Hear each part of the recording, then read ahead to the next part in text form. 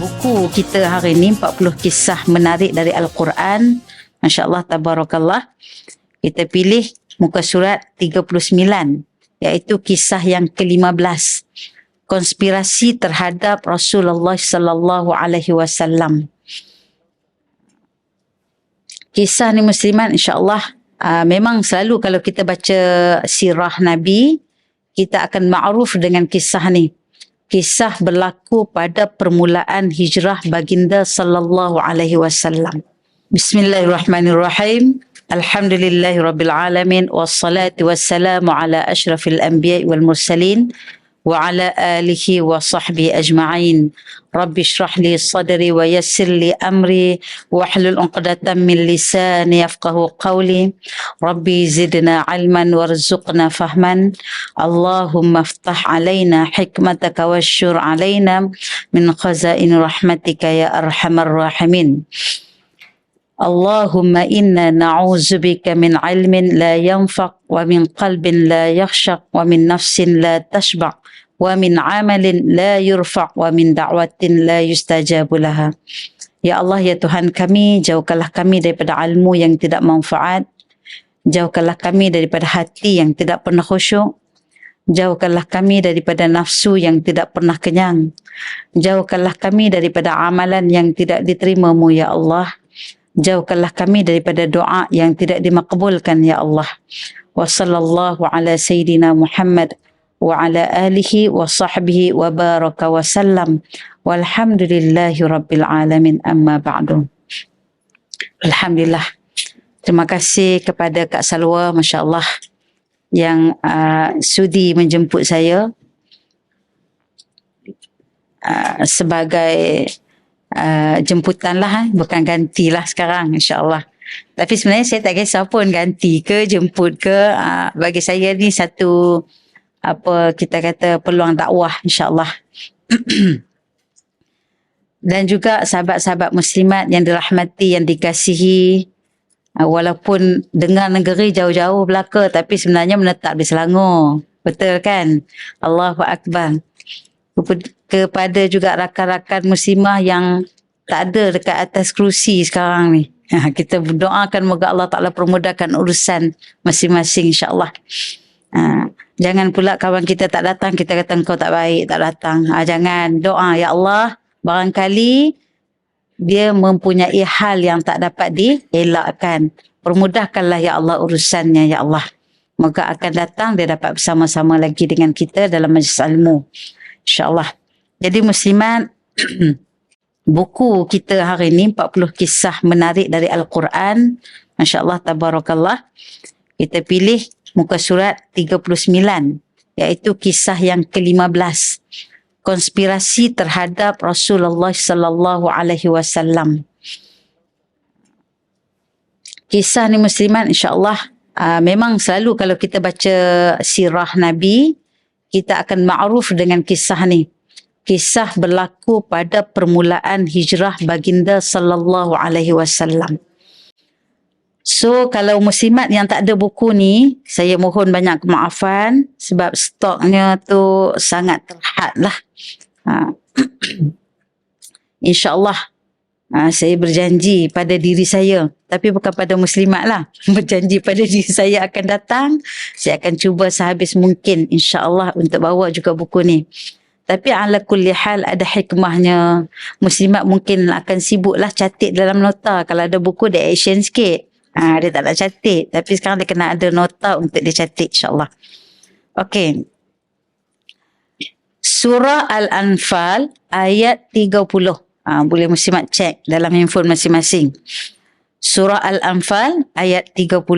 A'udzu billahi minasyaitonir rajim. Wa idh yamkuru bikal ladzina kafaru la yuthbituka an yaqtuluka aw yukhrijuk wa yamkuruna wa yamkurullah wallahu khairul makirin. Surah Al-Anfal ayat 30. Dan ingatlah wahai Muhammad, ketika orang-orang kafir musyrik, iaitu orang kafir musyrik Mekah, menjalankan tipu daya terhadapmu untuk menahanmu atau membunuhmu atau mengusirmu Mereka menjalankan tipu daya dan Allah menggagalkan tipu daya mereka. Kerana Allah sebaik-baik yang menggagalkan tipu daya. Ayat ini mempunyai peristiwa kisah yang sangat panjang dan yang sangat bermakna dalam kisah permulaan hijrah baginda sallallahu alaihi wasallam.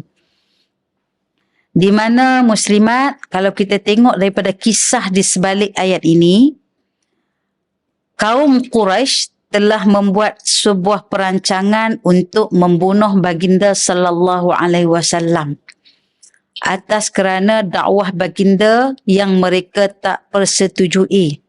Kerana mereka semenjak dulu memang hidup dalam keadaan kejahilan. Mereka menyembah agama nenek moyang. Yang mana agama nenek moyang tu pun sebenarnya bagi Arab Quraisy ketika tu mereka hanya mengambil daripada agama pendatang. Bukan agama asal. Agama pendatang yang dibawa oleh seorang lelaki, dia mula memperkenalkan berhala-berhala kepada orang Quraisy di Makkah. Kemudian lalu mereka dakwa agama asal mereka adalah nenek moyang mereka. Sehinggalah baginda sallallahu alaihi wasallam diutuskan menjadi rasul dan baginda berdakwah muslimat. Dakwah baginda sallallahu alaihi wasallam masa tu muslimat penuh dengan onak dan duri, ranjau, semua adalah. Allahu Akbar. Maka baginda sallallahu alaihi wasallam menghadapi ancaman demi ancaman. Bayangkan daripada kecil baginda lahir sebagai seorang yatim. Lahir ayahanda tidak ada. Kemudian tak lama kemudian ibu pula pergi meninggalkan baginda sallallahu alaihi wasallam. Jadilah yatim piatu. Kemudian dijaga oleh datuknya Abdul Muttalib. Dijaga dengan penuh kasih sayang. Ramai pula Abdul Muttalib, ramai pula anak-anaknya. Tak lama kemudian datuknya pula pergi. Tinggal lagi baginda sallallahu alaihi wasallam. Kemudian diambil oleh bapa saudaranya iaitu Abu Talib. Abu Talib pun anak ramai muslimat. Bukan sikit-sikit tapi sayangnya kepada baginda sallallahu alaihi wasallam, lalu diambil baginda menjadi anaknya. Allahu Akbar. Pada saat dan ketika itu Rasulullah sallallahu alaihi wasallam sedar dirinya, pandai meletak dirinya di tengah-tengah keluarga walaupun keluarga itu adalah bapa saudaranya. Dia tak duduklah macam orang senang lenang, aku kan jadi anak angkat, aku kan kesayangan, kan. Tak duduklah senang lenang, pandai bawa diri, tolong berniaga, tolong mengembala kambing dan sebagainya. Semua itu adalah pengalaman.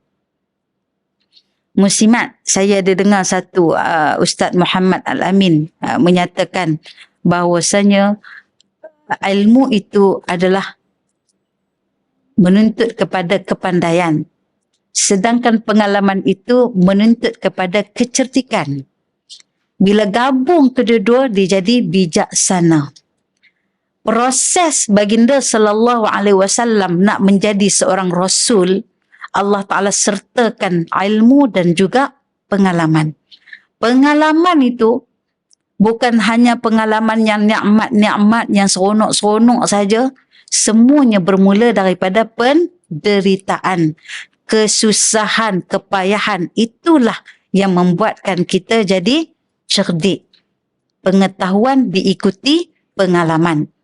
Kalau siapa hanya ada ilmu saja, tak ada pengalaman, maka dia tak boleh nak buat satu keputusan yang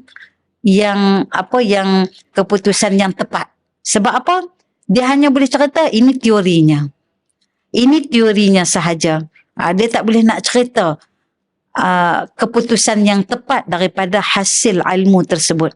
Sebab tu dalam kitab Ayyuhal Walad, Al-Imam Al-Ghazali sangat menekankan amal. Hanya amal itu lebih lebih menunjukkan rasa seronok ke lazatnya beramal berbanding ilmu yang hanya kita dapatkan. Sebab tu muslimat, kalau kita dapat satu ilmu, balik amal dulu. Baru kita akan dapat rasa lazatnya. Begitu juga pengalaman yang berlaku kepada baginda sallallahu alaihi wasallam rupanya satu proses untuk menjadikan baginda sallallahu alaihi wasallam seorang Rasulullah, utusan Allah yang bukan biasa-biasa. Setiap utusan Allah, kalau kita baca sejarah masing-masing, semua mempunyai ujian masing-masing. Okey, jadi yang berlaku kepada baginda sallallahu alaihi wasallam setelah dijaga oleh bapa saudaranya Abu Talib, dijaga penuh dengan kasih sayang bagai menatang minyak yang penuh. Bayangkan, setiap gerak kerja dakwah baginda disokong 100%. Walaupun bapa saudara baginda bukan Islam. Allahu Akbar. Pernah satu ketika, orang kafir Quraisy Mekah ni, mereka dah rasa tak boleh nak hadap dah dengan dakwah Nabi. Rasa sakit hati, rasa dengki, rasa marah, rasa nak bunuh Nabi, semua adalah. Kemudian bengkak hati kalau tengok Nabi ni berdakwah. Masing-masing tak suka dengan dakwah baginda sallallahu alaihi wasallam. Sebab apa? Tak sesuai dengan nafsu. Tak sesuai dengan apa yang mereka pegang. Sampai satu ketika, gamaknya mereka ni muslimat, bawa seorang pemuda yang kuat, yang masih bertenaga, yang handsome lagi. Orang kata orang yang paling gagah di kalangan mereka, pemuda yang paling gagah, lalu dibawa berjumpa dengan Abu Talib. Wahai Abu Talib, maukah engkau kami tawarkan seorang pemuda yang gagah perkasa, seorang pemuda yang sedap mata memandang, yang handsome, seorang pemuda yang sihat tubuh badannya, yang tak pernah sakit. Maukah kami tawarkan pemuda ini kepada engkau sebagai tukarannya kau berikan kepada kami Muhammad. Engkau jagalah pemuda ni. Lalu engkau tukarkan dengan kami Muhammad. Maka kata Abu Talib, saya kalau nak jawapan daripada Abu Talib ni, saya suka dalam bahasa pasar kita lah senang, bahasa Kedah lah senang. Nak suruh aku tukar dengan anak saudara aku. Macam tu lah. Nak bagi kau orang punya pemuda dengan anak saudara aku ni untuk aku jaga. Lepas tu nak suruh aku bagi anak saudara aku pada engkau, kepada kamu semua untuk bunuh. Macam tu lah lebih kurang senang cerita. Bahasa kampung geram sebenarnya. Fair tak muslimat? Tak fair, tak patut pun. Nampak sangat kata diorang ni tak cerdik. Allahu Akbar. Lagi menambahkan geramnya mereka kepada Nabi sallallahu alaihi wasallam. Nak buat lebih-lebih, Abu Talib masih ada. Sebab apa? Abu Talib di antara pembesar-pembesar Quraisy yang pengaruhnya masya-Allah tabarakallah. Kata Abu Talib, seandainya Muhammad nak meneruskan dakwah, aku sanggup jadi bentengnya. Aku sanggup jadi penyokongnya.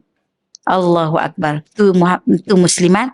Sampai akhirnya ketika Nabi SAW menghadapi saat kematian Abu Talib, Nabi duduk dekat sebelah Abu Talib. Nabi bisik kat telinga Abu Talib dengan kalimat La ilaha illallah, dengan harapan agar Abu Talib pejam mata dengan kalimat La ilaha illallah. Man akhiru kalamihi La ilaha illallah dakhalal jannah. Itu harapan daripada baginda sallallahu alaihi wasallam. Namun rupa-rupanya dekat sebelah Abu Talib ada lagi biang keladi Quraisy. Siapa dia? Abu Jahal muslimat. Dia setiap kali Nabi lafazkan kalimat tu di tepi telinga Abu Talib, dia pun sibuk. Kau tak malu ke? Kau tak malu ke? Mati dalam keadaan bukan agama nenek moyang kamu. Kau tak malu ke? Mati dengan agama Muhammad. Kau tak malu ke bila kematian kau diperkatakan di luar sana bahawa kau mati bukan dalam agama nenek moyang kamu. Dia bisik. Itu syaitan yang zahir tu. Dia bisik di telinga. Akhirnya Abu Talib mati bukan dalam keadaan Islam. Wallahu a'lam bissawab. Selepas Abu Talib wafat, selepas Sayyidatina Khadijah wafat, meninggalkan seorang-seorang kesayangan baginda sallallahu alaihi wasallam, meninggalkan baginda sallallahu alaihi wasallam. Semua tinggal. Masa ketika itu muslimat, Rasulullah berada dalam keadaan yang sangat sedih. Sedih tu boleh tak muslimat? Bila kita ditimpa ujian. Boleh sebab dia ada satu fitrah. Menangis boleh. Ada tak orang ketawa gembira keluar air mata? Adalah tapi sikit. Biasanya menangis lagi banyak kan? Itu fitrah. Boleh. Tapi jangan sampai melampau. Jangan sampai meratap. Jangan sampai meraung, menjerit, menyalahkan takdir Allah. Jangan sampai cari-carikan baju di badan. Jangan sampai tarik-tarik rambut muslimat. Allah, udah benar nampak. Jadi menangis tu boleh, sedih tu pun boleh. Sebagaimana yang berlaku kepada baginda sallallahu alaihi wasallam. Dan Rasulullah pun ajar kita bila kita ditimpa ujian, bila kita sedih, kalimat istirja' tu kita kena ada. Nak dapat pahala daripada Allah, kena ada kalimat istirja'. Apa kalimat istirja' muslimat? Inna lillahi wa inna ilaihi raji'un.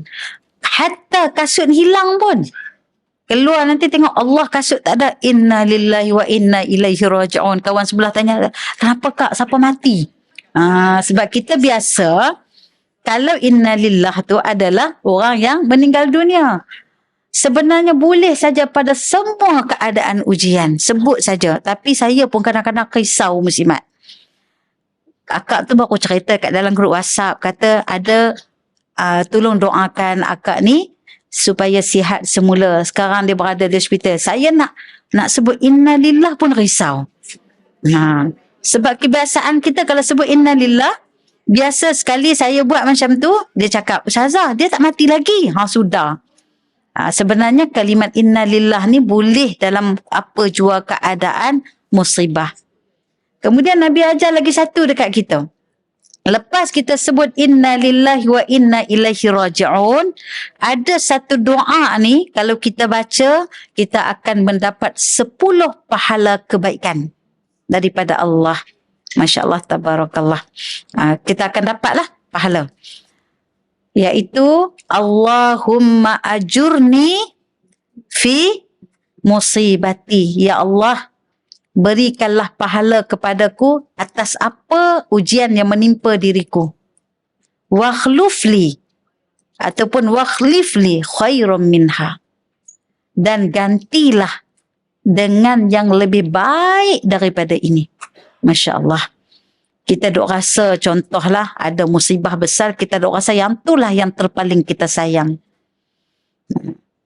Kereta aksiden, itulah kereta yang paling kita suka, paling kita sayang. Kalau paling mahal bagi kita lah mahal, bagi orang lain murah kan. Contoh, kita pun baca doa tu, tengok-tengok setahun selepas tu ada gantian yang lebih baik daripada kereta tersebut. Bahkan dapat pahala sebab kita boleh terima dan redha. Dalam doa tersebut ada redha dia. Ada ketentuan yang Allah Ta'ala berikan kepada kita, kita redha, kita terima walaupun sedih. Siapa tak sedih? Kehilangan orang-orang yang tersayang kan. Pernah terjadi kepada Ummu Salamah. Ummu Salamah sangat sayang sangat kepada Abu Salamah. Sama-sama di antara orang yang terawal melakukan hijrah. Kemudian setelah berhijrah, Abu Salamah meninggal dunia. Ummu Salamah sempat memuji Abu Salamah adalah seorang suami, insan yang sangat terbaik. Namun berkat doa yang dibaca, Allah Ta'ala gantikan kepada Abu Salamah siapa muslimat, kepada Ummu Salamah siapa? Baginda sallallahu alaihi wasallam. Nampak tak? Walaupun kita rasa dialah yang terpaling, tapi insya-Allah baiknya pemberian Allah itu melebihi apa yang kita rasa. Ini juga yang berlaku kepada baginda sallallahu alaihi wasallam. Sehingga kan muslimat, tahun tersebut dinama Amul Huzn, iaitu tahun kesedihan. Sedih sungguh. Kalau kita muslimat nak buat something pun dah rasa macam tak seronok kan pada tahun yang sama. Sehinggalah baginda sallallahu alaihi wasallam dibawa pada satu malam dengan peristiwa Isra dan Mi'raj. Kisah tu panjanglah. Kisah Isra Mi'raj tu panjang. Nabi bertemu dengan siapa? Nabi berjumpa dengan Nabi Musa ketika tu sedang solat di dalam kuburnya. Nabi bertemu dengan Nabi Isa. Kemudian Nabi bertemu dengan semua Nabi di Masjidil Aqsa. Lalu Nabi jadi imam di antara mereka. Kemudian Nabi naik lagi ke langit yang pertama, bertemu dengan Nabi Adam alaihi salam. Langit yang terakhir Nabi bertemu dengan Nabi Musa alaihi salam. Kemudian barulah Nabi ke Sidratul Muntaha. Itu kisah dia sangat panjang. Rupa-rupanya Allah Ta'ala sedang menghiburkan hati baginda sallallahu alaihi wasallam. Lepas peristiwa tu Nabi turun, Nabi cerita semula kepada orang-orang Quraisy. Nabi panggil ya ma'syarul Quraisy. Nabi kumpulkan. Kemudian semua sibuk juga nak datang. Yang kafir pun nak datang. Yang Islam apatah lagi. Masing-masing nak dengar berita Nabi. Sebab apa? Mereka tahu Nabi ni Al-Amin. Orang yang amanah. Mereka datang, termasuklah Abu Lahab sekali. Bila Nabi cerita tentang Isra dan Mi'raj, mereka boleh menolak sebulat-bulatnya. Allahu Akbar. Maka ketika itu lagi satu cabaran kesedihan Nabi. Ketika ditolak. Akhirnya, itulah kemuncak kemarahan orang Quraisy. Sesuai pula dengan masa. Apa masa dia? Sayyidatina Khadijah dah tak ada. Abu Talib dah tak ada. Maka inilah masa yang paling tepat untuk kita menghapuskan Muhammad. Lalu berlakulah peristiwa. Kita baca pada keterangan ni. Kaum Quraisy telah membuat sebuah perancangan untuk membunuh Nabi Muhammad sallallahu alaihi wasallam. Mereka bermesyuarat di Darun Nadwah. Darun Nadwah ni dekat Mataf, bukan Mataf yang atas yang kita tengok dekat Mekah kan, pergi umrah ada orang buat Mataf kan untuk kita bertawaf. Mataf tu tempat tawaf. Kalau tawaf perbuatan. Kalau mataf tempat untuk tawaf. Dia panggil ismul makan, isim makan. Tempat untuk tawaf. Kalau ta'am makan. Kalau mat'am kantin. Itu dia tempat makan. Macam itulah. Kalau la'iba main. Kalau tempat bermain mal'ab. Itu dipanggil isim makan. Okey, jadi mereka ni bermesyuarat dekat Darun Nadwah. Darun Nadwah ni tempat dekat dengan tempat orang duk tawaf, dekat dengan Kaabah. Kalau kita pergi ke arah duduk dekat Mas'a, dekat Safa dan Marwah, kita akan jumpa satu pintu kan. Pintu yang dipanggil pintu jihad, kata silap saya. Pintu nak keluar ke tempat pintu Darun Nadwah. Pintu tu kita akan tengok dia hala kepada Marwah. Daripada pintu itulah mereka berkumpul. Keluar untuk berkumpul dekat mataf tadi tu untuk bermesyuarat. Muslimat tak payahlah bayangkan zaman sekarang. Zaman Nabi tu sangat minima. Bangunan dia masih lagi berpasir dan sebagainya. Kaabah dia pun minima. Kita kata tak adalah macam sekarang. Macam sekarang kan. Jadi mereka berkumpul di situ. Tujuannya adalah untuk sama-sama bermesyuarah untuk mencapai satu kata sepakat. Dahlah mesyuarat depan Kaabah, depan rumah Allah, kan? Depan tu betul-betul. Kemudian nak membunuh, bermesyuarat nak menghapuskan kekasih Allah. Bayangkan muslimat macam mana. Yang berkumpul itu adalah pembesar-pembesar Quraisy, kafir musyrikin. Kemudian mereka bermesyuarat di Darun Nadwah, iaitu rumah Qusay bin Kilab, yang menjadi tempat orang-orang Quraisy memutuskan sesuatu keputusan. Asalkan mereka nak buat satu keputusan yang besar, mereka akan berkumpul di situ. Maka pada ketika itu Iblis turut hadir. Kali ini Iblis hadir dengan rupa fizikal muslimat. Oh, dahsyat punya penangan Iblis ni. Dia datang dengan rupa manusia dan seolah-olah dia utusan daripada Najat. Orang tak jemput pun. Dia tak ada pun terima surat jemputan, tak ada. Utusan-utusan untuk menjemput pembesar-pembesar daripada Najat ke mana ke, tak ada. Tetapi dia datang dengan tiket, dia adalah utusan daripada pembesar Najat. Kemudian Iblis turut hadir dalam mesyuarat ini dengan merupakan dirinya sebagai seorang syekh yang dihormati daripada penduduk Najat. Jauh kan, siapa nak tahu? Kan dia, kita kata acah-acah syekh lah daripada penduduk Najat sebagai utusan. Menyamar. Dah jauh, tempat yang jauh. Jadi tak ada siapa yang nak pergi cek. Kalau kita sekarang ni sekejap je hantar muka ni, tu dia. Ni scammer ni. Dah tahu dah kan. Bukan. Maka mereka mula membentangkan idea-idea jahat mereka. Iblis ni, dia datang muslimat, dia duduk perhati dulu. Dia tengok apa idea-idea yang bernas. Dia sebenarnya dia dah ada keputusan dia.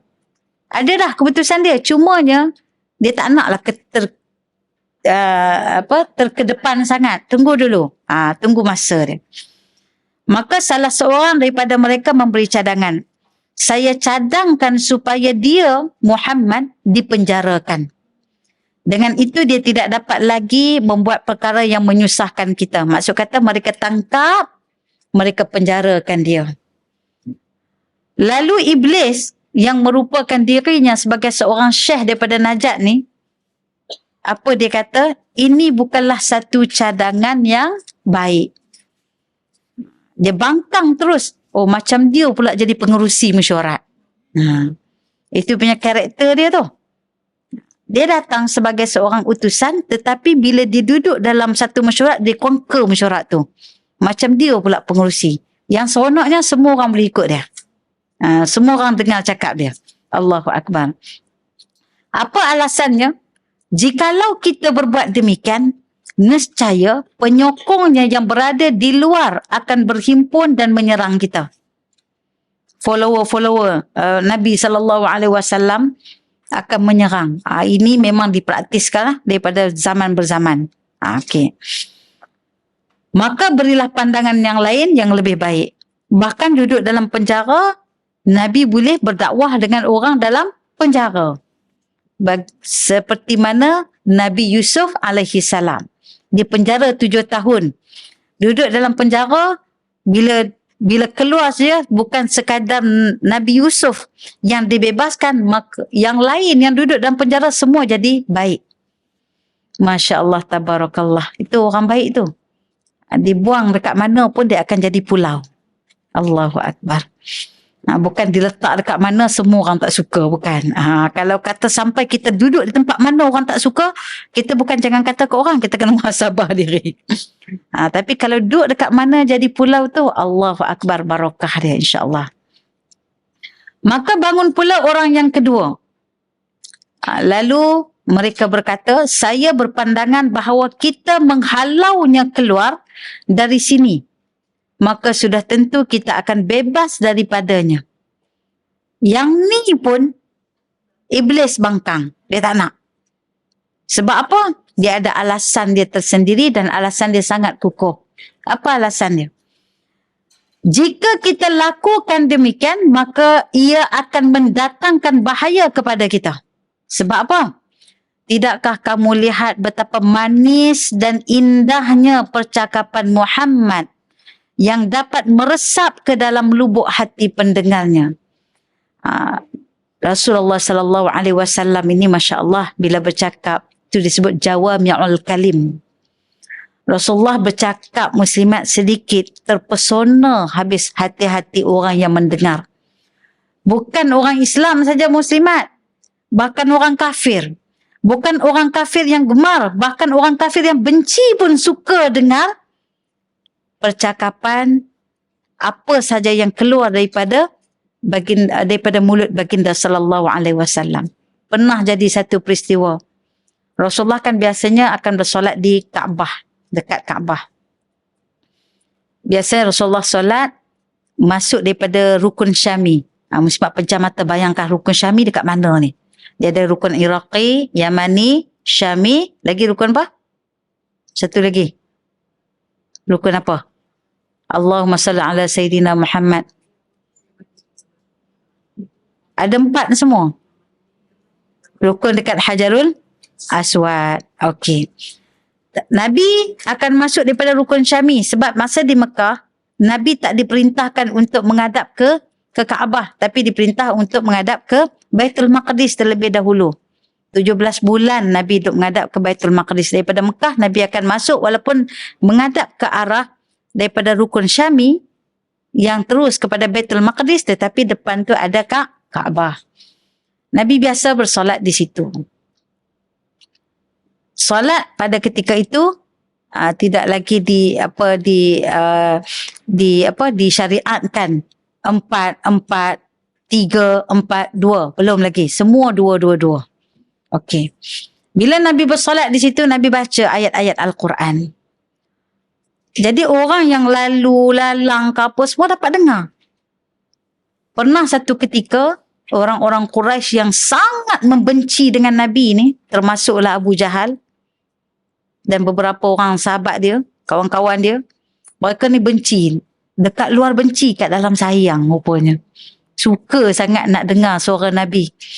Ketika Nabi melantunkan ayat Al-Quran. Bila masuk waktu malam saja, diorang ni berpakat seorang-seorang. Bukan berpakat ramai-ramai. Seorang-seorang dia. Sendiri-sendiri pergi perlahan-lahan mengendap-ngendap. Semata-mata apa muslimat? Nak dengar apa dia Muhammad nak cakap. Apa dia Muhammad kata ketika dia menyembah tu. Allahu Akbar. Bila dengar saja mereka terpesona. Bahkan tanpa sedar, tengah-tengah duk asyik masuk dengar tu, dalam kita kata mengundur-mengundur tu, tiba-tiba berbelaga dengan kawan sebelah. Alih-alih, engkau pun datang? Engkau pun datang juga. Kau nak buat apa ni? Nak dengar apa Muhammad cakap. Sebab apa? Terpesona tu. Allahu Akbar. Masya Allah. Tabarakallah. Sebab tu Iblis ingatkan dia orang. Jangan lepaskan dia. Kalau lepaskan dia, dia lagi dapat berdakwah di luar sana. Semua orang akan terpesona dengan kata-katanya. Akhirnya mereka semua akan masuk Islam. Habislah Iblis masa tu. Kan dia dah berjanji dah dengan Allah untuk bawa seramai mana manusia untuk ikut dia ke dalam neraka. Allahu Akbar. Sebab dia dah berputus asa daripada rahmat Allah. Ada 4 keadaan. Buat masa ni ilmu yang saya dapat 4 keadaan lagi lah. Tapi tak tahu lagi banyak keadaan. Wallahu alam. Ada 4 keadaan. Satu ni membuatkan iblis gembira. 3 lagi ni membuatkan iblis duka cita. Iaitu keadaan orang yang azan. Orang yang azan dalam satu hadis disebut iblis, saya sebut mafhum muslimat, akan lari sambil terkentut-kentut. Dia lari terkentut-kentut orang azan. Dia takut sungguh, dia cari lari tempat yang dia tak dengar. Nanti habis azan, dia akan datang balik lah. Itu keadaan menunjukkan keduka citaan dia. Orang lari terkentut-kentut ni kita faham muslimat tak sempat-sempat. Kalau sakit perut tu kan jadi tak sempat-sempat. Yang kedua, iblis akan menjerit pada saat mendengar orang membaca suratul Fatihah. Dia jerit, dia tak suka. Tu kalau baca ru'yah kan, iblis pun akan menjerit. Dan yang ketiga, Iblis akan rasa alone, rasa bersendirian, bukan takat sendirian, ada rasa depression, tertekan sangat, down sangat. Pada saat orang baca ayat sujud sajadah ataupun tilawah, selepas baca tu orang tu sujud. Baca pula doa dalam sujud. Sebab warid daripada hadis, syaitan bila seseorang tu baca ayat tilawah, kemudian dia sujud, ataupun dia baca ayat sejadah, kemudian dia sujud, syaitan akan merenung nasib dia. Macam mana muslimat? Dia kata, tengoklah manusia. Allah Ta'ala seru untuk mereka sujud sedangkan aku tak sujud pun. Macam tu. Sedangkan aku, ketika Nabi Adam diciptakan, aku diperintahkan untuk sujud kepada Nabi Adam, aku tak sujud pun. Dia berputus asa daripada rahmat Allah. Itu 3 keadaan yang menduka ciptakan. Jadi kita kalau jumpa 3 keadaan ni, cepat-cepat buat. Supaya biar dia terperosok, sedih, marah, bengkak hati, biar dia down terus. Jangan jadi pada satu keadaan ini. Iaitu pada keadaan menguap. Menguap dalam satu hadis, kalau dalam solat, itu dalam hukum fiqahnya, kalau kita solat, seboleh-bolehnya kita menguap, bila nak rasa menguap tu ketak betul-betul. Sampai keluar air mata. Ketak. Kalau dah tak mampu juga, boleh tangan ni angkat tutup mulut. Sebab apa sampai macam tu sekali? Syaitan dalam satu hadis dia akan masuk dalam mulut seseorang. Bila dia duduk dalam mulut, maksud kata dia akan lalu dalam saluran darah. Okey, yang pertama. Yang kedua, syaitan akan ketawa. Dia cukup seronok kalau orang menguap bunyi apa? Contoh saya je buat ni, bukan menguap tapi takut juga kadang-kadang menguap ni dia hantu sikit. Kita akan jadi nak buat. Bunyi macam tu muslimat, syaitan dalam satu hadis dia gelak, dia suka sangat orang yang macam tu. Tadi nganga saja, dia boleh masuk. Sekarang sekali dengan ketawa sambil lenggang masuk. Lebih kurang macam tu lah keadaan. Jadi bila kita dalam keadaan menguap ni muslimat, kena jaga sungguh-sungguh. Sama ada kita ketap mulut atau dalam solat kita akan tutup. Tak boleh ketap mulut, nak tenganga juga ustazah, tak tahulah rongga ni jadi apa. Kan. Angkat tangan kiri untuk tutup. Paling geram tengok imam depan menguap, kita pun nak menguap. Tu masalah. Kawan sebelah menguap, kita pun sama nak menguap. Apa dia punya penyakit pun tak tahu. Kan doktor kata kalau kata menguap ni kurang oksigen. Wallahu a'lam bissawab. Lepas tu kata ahli perubatan pula, menguap ni macam antara negatif dengan positif. Allah. Sebab apa? Kita ni yang negatif, tengok orang positif menguap, kita pun jadi positif macam dia. Menguap sama. Dia ada jangkitan-jangkitan di situ. Allahu Akbar. Tu perangai syaitan. Jangan bagi dia ketawa. Allahu Akbar. Okey, jadi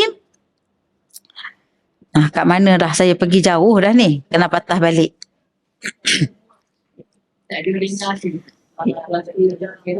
Mereka mendengar baginda sallallahu alaihi wasallam dan terpesona. Terpesona dengan apa yang disebut oleh baginda sallallahu alaihi wasallam. Sebab tu syaitan dah bagi warning kat dia orang.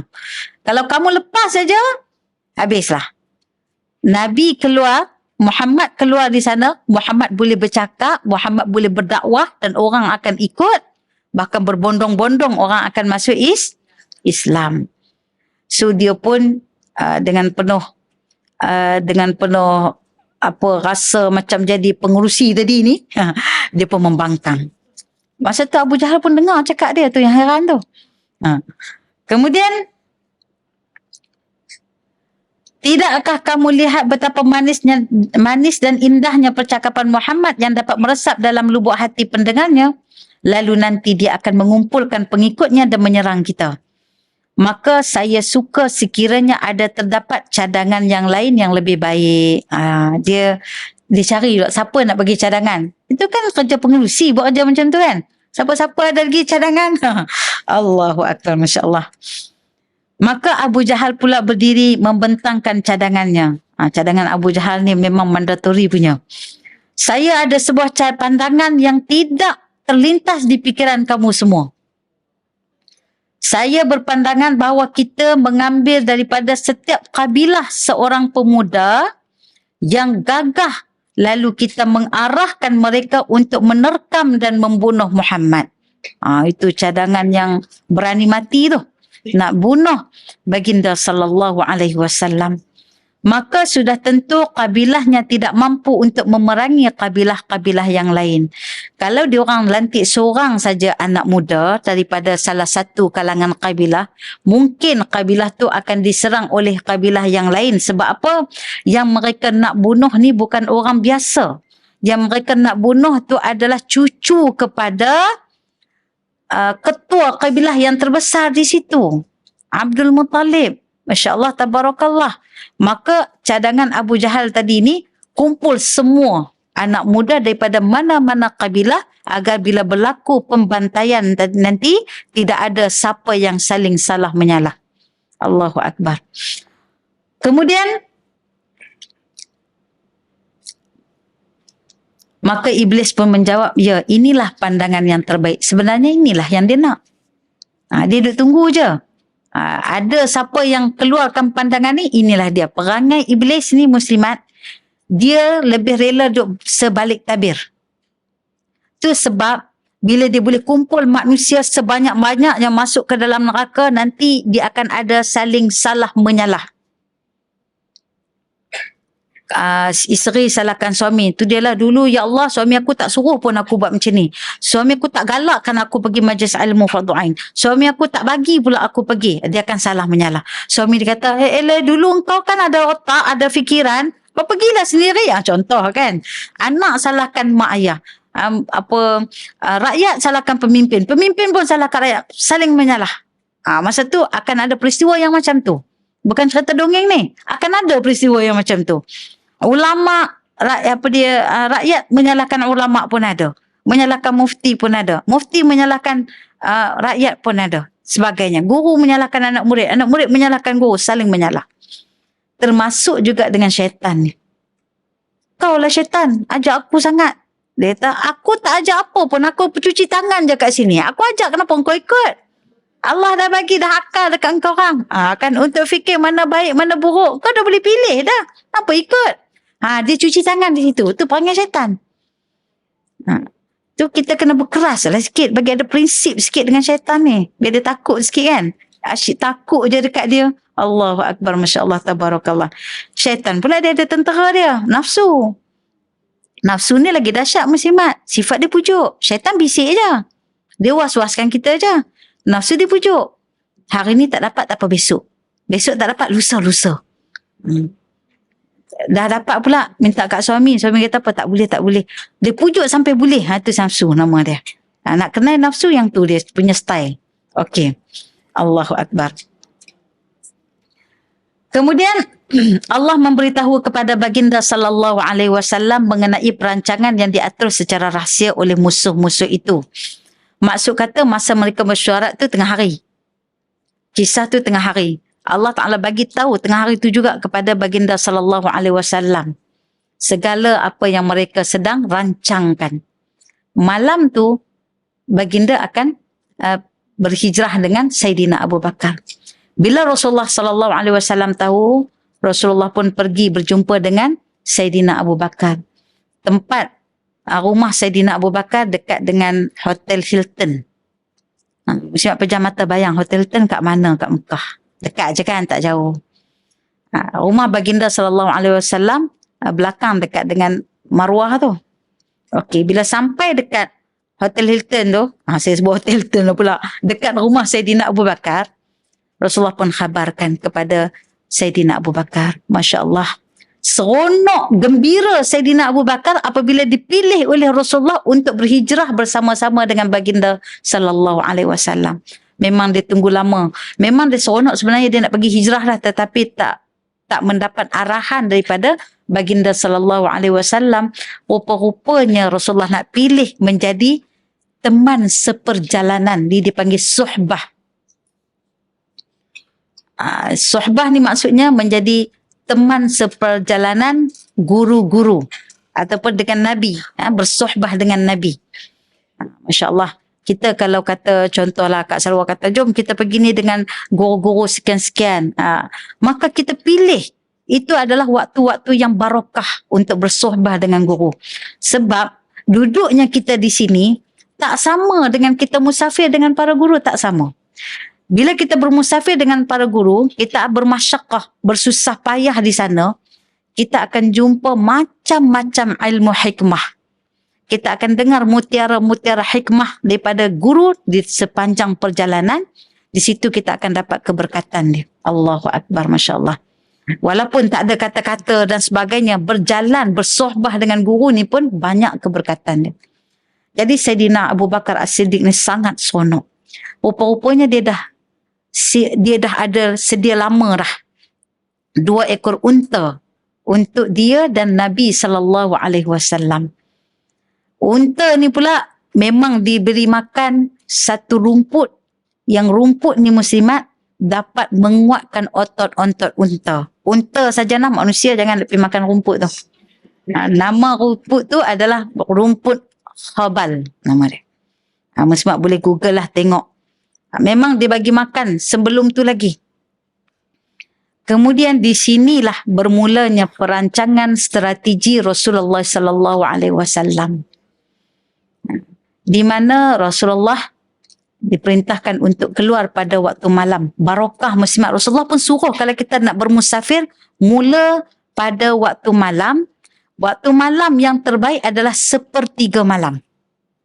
Sebab apa? Waktu malam ini dilipatkan bumi. Jadi sekejap. Tapi kalau kita keluar awal maghrib, awal isya, kita akan rasa lama tau. Sebab apa? Muslimat mengantuk.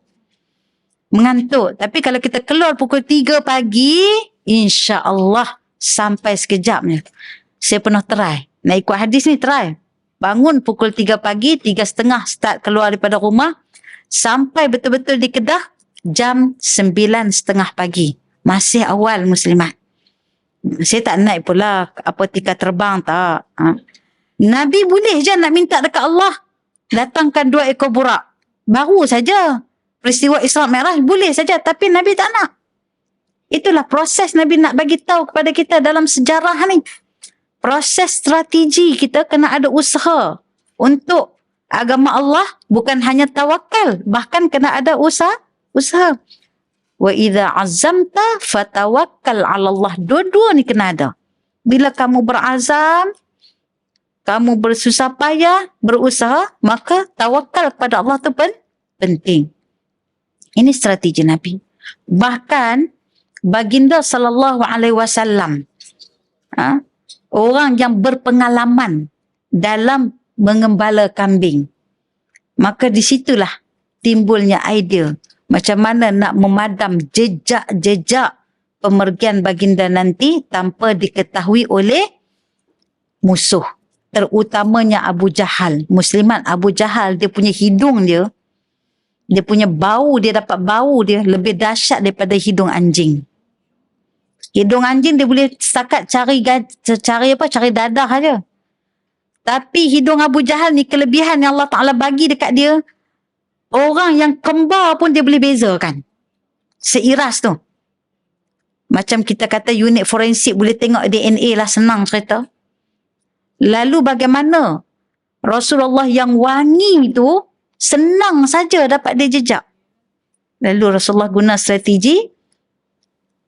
Kambing-kambing tadi tu digunakan sebagai pemadam jejak-jejak baginda sallallahu alaihi wasallam. Masya-Allah. Persediaan tu. Selepas tu Rasulullah kembali panggil pula Sayyidina Ali. Rasulullah perintahkan Sayyidina Ali untuk tidur di atas kasur Rasulullah sallallahu alaihi wasallam. Apa kasur muslimat? Katil. Pakat faham dah kan. Masya-Allah, tabarakallah. Tidur di atas katil. Bukan hanya pengganti di tempat tidur saja untuk mengelabui mata musuh. Tak. Apa amanah yang Rasulullah beri kepada Sayyidina Ali? Nanti segala bentuk harta-harta yang disimpan Nabi, orang yang amanah. Orang kafir pun jadikan rumah Nabi itu macam bank. Ada yang bentuk wadi'ah, simpanan, ada yang bentuk mudharabah, segala bentuk, kita kata, pelaburan-pelaburan, semua disimpan di rumah Nabi. Penuh muslimat. Bukan orang Islam je simpan, orang kafir pun simpan. Allahu Akbar. Inilah salah satu daripadanya. Nabi suruh Sayyidina Ali kembalikan semula wadi'ah tersebut. Kembali kepada orang-orang yang telah menyimpan kepada Nabi. Maka ketika mana Rasulullah sallallahu alaihi wasallam nak meninggalkan kota Mekah, Nabi keluar daripada satu pintu jihad. Kalau muslimat ingat, pintu jihad ni pintu lebih kurang dekat dengan Mas'ah juga, pintu 97 kalau tak silap saya lah. Muslimat tengok. Nanti boleh tengok balik kan pintu-pintu mana Rasulullah nak keluar daripada pintu tu. Rasulullah berpaling melihat Kaabah. Kemudian Rasulullah sedih, menangis Rasulullah ketika tu. Di antara kata-kata baginda, tempat ini aku sayang. Kalau ikut hati tak mau tinggal tempat ni. Tapi ini adalah perintah Allah. Masya Allah, tabarakallah. Kemudian barulah Nabi pergi. Proses nak ke kota Madinah melalui satu transit 3 hari di mana? Di Gua Thur. Kita nanti pergi Mekah, jom kita buat transit 3 hari dekat Gua Thur. Gua Hira pun penat muslimat, nak naik 2 jam muslimat. Orang yang seumur dengan kita lah. Gua Thur apatah lagi. Bayangkan Sayyidatina Asma bintu Abu Bakar mengandungnya syarat dah muslimat. Setiap hari sampaikan makanan kepada Rasulullah sallallahu alaihi wasallam dan ayandanya. Bayangkan. Itu sebab bila sampai ke kota Madinah saja Sayyidatina Asma terus bersalin. Anak pertama, anak hijrah pertama yang dilahirkan di kota Madinah. Nama dia Abdullah bin Zubair. Allahu Akbar, Masya Allah, tabarakallah. Jauh Gua Thur tu, nak sampai ke sana tu sangat jauh. Bila mana berlaku peristiwa tu, Rasulullah sallallahu alaihi wasallam guna lagi satu khidmat. Siapa khidmat dia? Iaitu khidmat orang kafir. Orang kafir iaitu Abdullah bin Uraiqid. Tugas dia apa muslimat? Penunjuk jalan. Dia tak bersekongkol dengan Abu Jahal. Dia tak join dengan kafir musyrikin Mekah. Dia kira kerja je. Ini orang yang amanah. Dia kira dia buat kerja dia. Orang profesional dia kata. Masya Allah, tabarakallah. Saat Rasulullah sallallahu alaihi wasallam nak keluar daripada rumah tu muslimat, apa yang Rasulullah baca dalam surah Yasin. Okey, apa dalam surah Yasin? Ayat yang ke-9. Sama-sama kita baca muslimat. A'udzubillahi minasyaitonirrajim. وَجَعَلْنَا مِنْ بَيْنِ أَيْدِيهِمْ سَدًّا وَمِنْ خَلْفِهِمْ سَدًّا فَأَغْشَيْنَاهُمْ فَهُمْ لَا يُبْصِرُونَ. Dan kami jadikan sekatan di hadapan mereka. Sekatan tu sadda maksud dia. Sekatan. Menyekat. Dalam istilah empangan pun orang sebut sadda. Di Kedah. Ini sadar. Air kan? Itulah. Dia ambil sempena bahasa Arab. Sadar. Ataupun, kalau muslimat pernah dengar tak istilah saddu zara'a? Menyekat kerosakan itu lebih utama. Apa-apa yang membawa kepada kerosakan dipanggil saddu zara'a. Itu menyekat. Kalau kita tengok di sini muslimat, di mana bila Rasulullah sallallahu alaihi wasallam baca ayat tu, Allah menjadikan mereka itu tertidur. Hebat terang mana pun, perkasa macam mana pun, otot terbonjol macam mana pun, mai dengan senjata Allah yang satu ni, nama dia tidur ni, semua orang boleh terterak muslimat. Saya ni makan suplemen ni, kopi bercawan-cawan. Tak jadi cerita kalau mai yang namanya mengantuk ni. Semuanya boleh tertidur. Allahu Akbar. Maka baginda sallallahu alaihi wasallam keluar tanpa dilihat oleh mereka. Bahkan Rasulullah terus berjalan Di samping tu Rasulullah buat apa muslimat? Rasulullah ambil pasir lalu ditabur di atas kepala mereka. Pasir ni bagi orang Arab ada dua benda yang sangat terhina, iaitu pasir dan juga slipper. Slipper ni, tapak slipper ni, kalau kita punggai dia dengan tapak slipper tu satu kehinaan. Punggai. Apa punggai? Baling. Baling. Masya Allah, tabarakallah. Hari ni kita belajar bahasa sikit Okey. Kemudian pasir tu Rasulullah letak tanda kehinaan. Nanti mereka bangun pada keesokan harinya, bukan bangun kerana kenapa ya kita tertidur, tapi tanda dalam kehinaan. Mereka rasa cukup terhina. Maka bila Rasulullah sallallahu alaihi wasallam mengatur strategi untuk penghijraan ini, sehinggakan 3 hari Rasulullah duduk di Gua Thur, Abu Jahal dah hampir nak jumpa dah.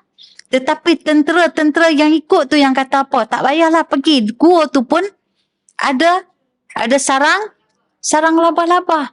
Ada pula sarang burung merpati, mana mungkin ada orang masuk dalam tu. Tu dia. Sebab tu je, tapi hidung tu dah dapat bau dah, Abu Jahal tu.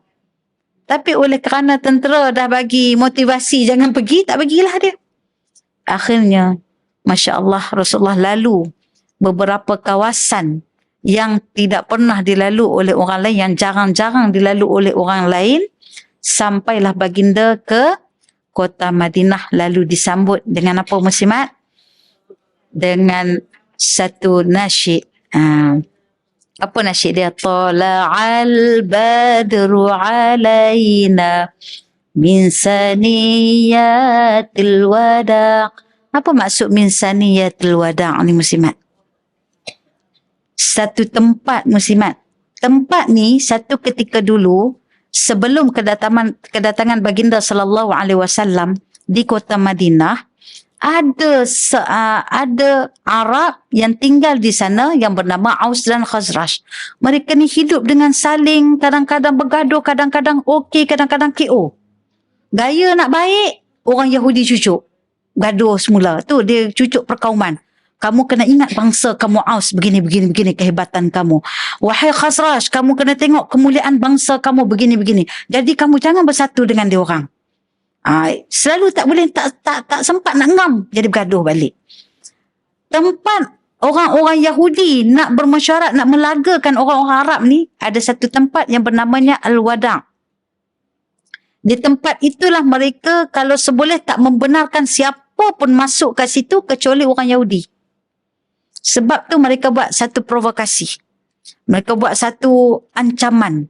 Tempat ni penduduk Madinah jangan pergi, dia kata. Dalam tu ada perompak-perompak. Dalam tu ada tempat yang membahayakan. Siapa masuk, tak keluar dah. Siapa pergi, tak pulang dah. Macam tu lah. Maksud kata dia ada ancaman. Orang ramai memang takut nak masuk. Tak masuk. Tetapi bila kedatangan baginda sallallahu alaihi wasallam, mereka terlupa kerana apa? Terlalu seronok.